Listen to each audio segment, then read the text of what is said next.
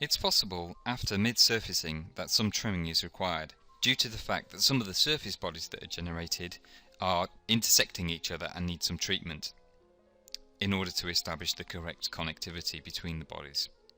Using the previous model, here we've generated the surface model without removing any unwanted face pairs. And since the pairs result in these problem T-junction sections, we have an issue with trimming that needs to be resolved. We can see in the mid-surface branch of the design modeler tree here that we have a yellow tick indicating to the user that there's a problem that needs addressing.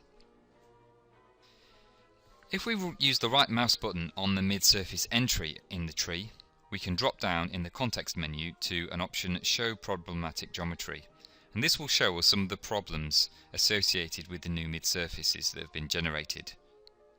We can then go in and perform some of the trimming operations.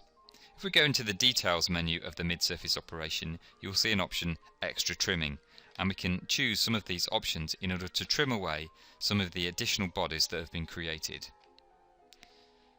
The default behaviour is to intersect untrimmed surfaces with the original solid body.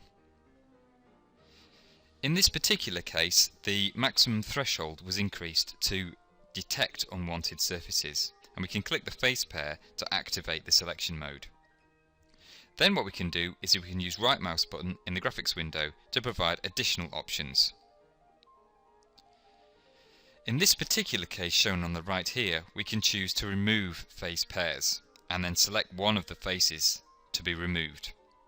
After the selection has been completed, we can then press Generate, or we can hit F5 to update the model. Here we can see the sewing tolerance option.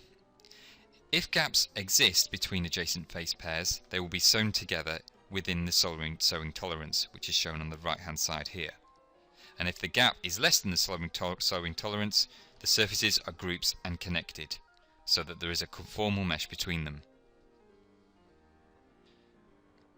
The tolerance is used to detect face pairs in the case where we have an imperfection in the offsets, and we can select an undetected pair manually to provide feedback on the tolerance value required. Here in the Details menu we can see the selection tolerance as a specified value, and the tolerance value is suggested to the user, but we can edit this value in the Details tree. Here we can see the effect without the selection tolerance, and on the bottom right we can see that all pairs were detected successfully with the selection tolerance prescribed correctly.